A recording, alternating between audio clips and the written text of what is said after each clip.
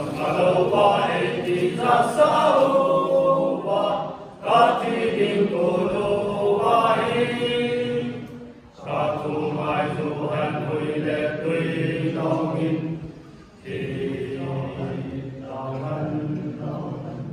tuy không nên tìm lòng hy sinh dòng mẹ, thì ta bị hết ta bằng hy sinh dòng mẹ, tuy xin cùng cho hình cho bằng thế lâu đình, lê lê và tuy lên và cài ôm na, và thu ang anh sẽ đi ngô ai, thì tàu anh, và thu ang anh sẽ đi ngô ai.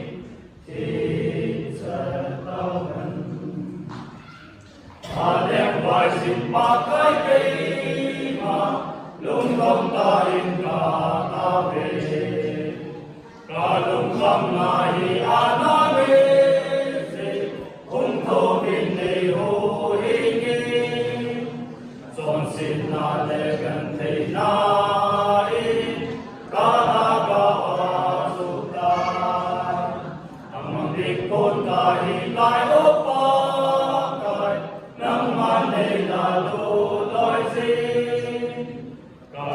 Mai Tuhan huy lệ tuy nongin,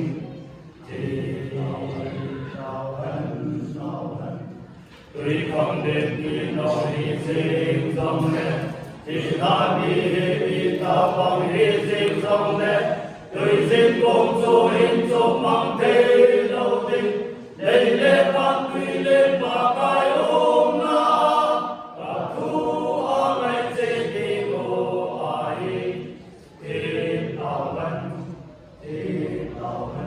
Và thu ang anh sẽ đi ngô ai, thì chân cao hân.